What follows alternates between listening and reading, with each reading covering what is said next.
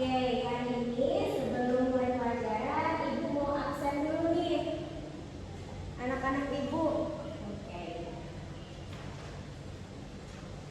Anissa Irmadina hadir ya? Hadir Bu.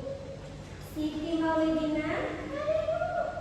Desi Pramudia Dira hadir. Sagita hadir Bu. Ulan hadir Bu. Hadir semua ya anak Ibu hari ini.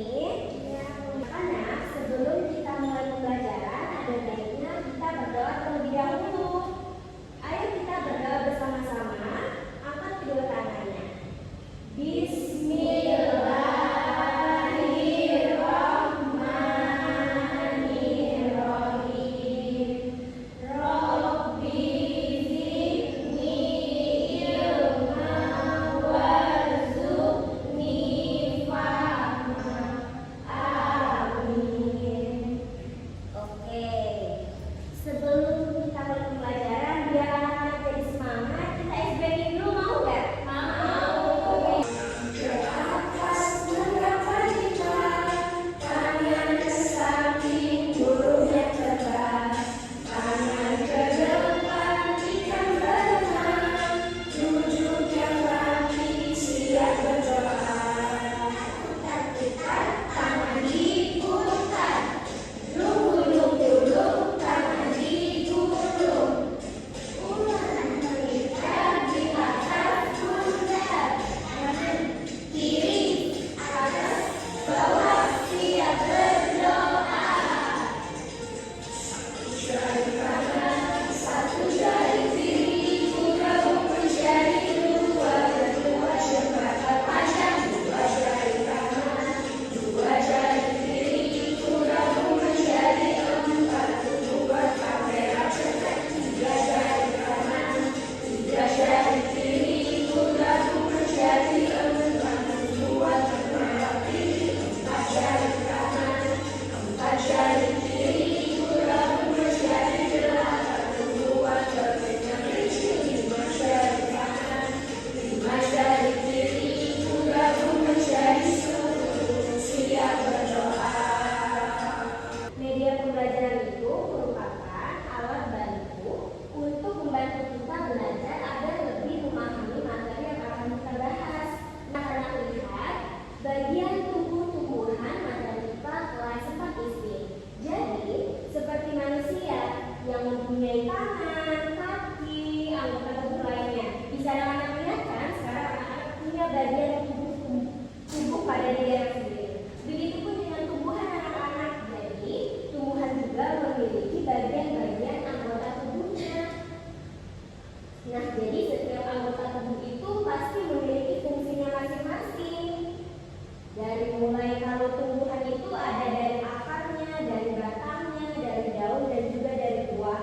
Jadi, setiap bagian tubuh tumbuhan itu pasti memiliki manfaatnya. Kita lihat bagian tumbuh-tumbuhan dan fungsinya. Jadi, di sini anak-anak, tumbuhan itu dari yang paling awalnya itu ada akar.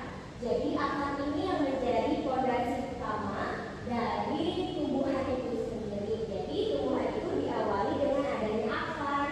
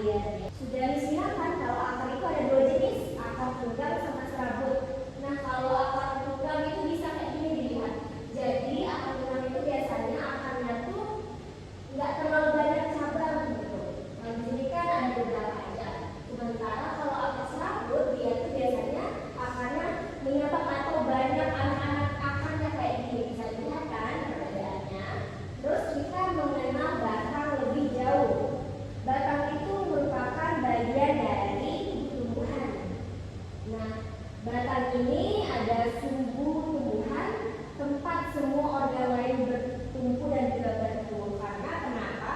Karena dari si akar yang menyerap air, air itu akan naik ke batang. Jadi batang itu berpengaruh dari bentuknya tumbuhan. Terus kita mengenal daun lebih jauh.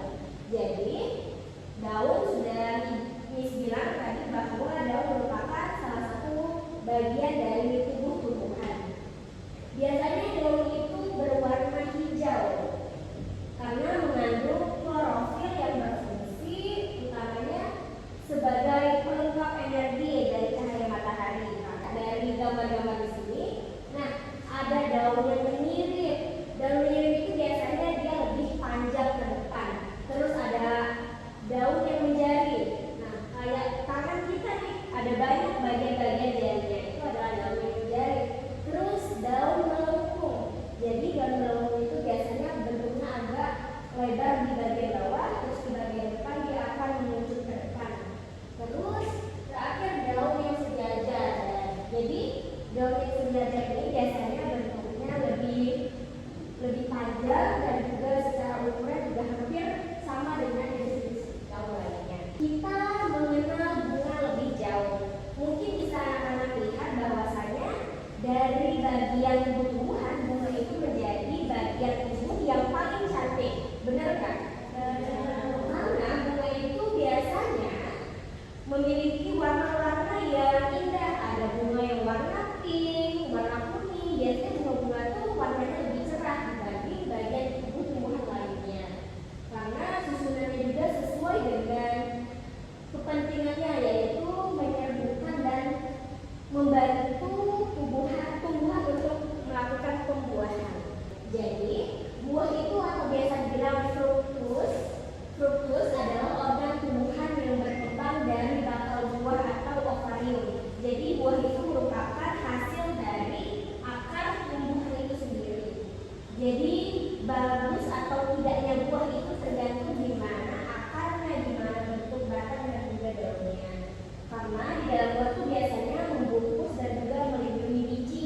Baik, jadi di sini ada asesmen atau lembar penilaian. Jadi di sini ada beberapa soal yang harus anak-anak jawab mengenai materi tubuh tumbuhan. Anak-anak sekarang sudah paham kan apa aja bagian tubuh tumbuhan? Jadi di sini ada soal yang harus anak-anak kerjakan ya.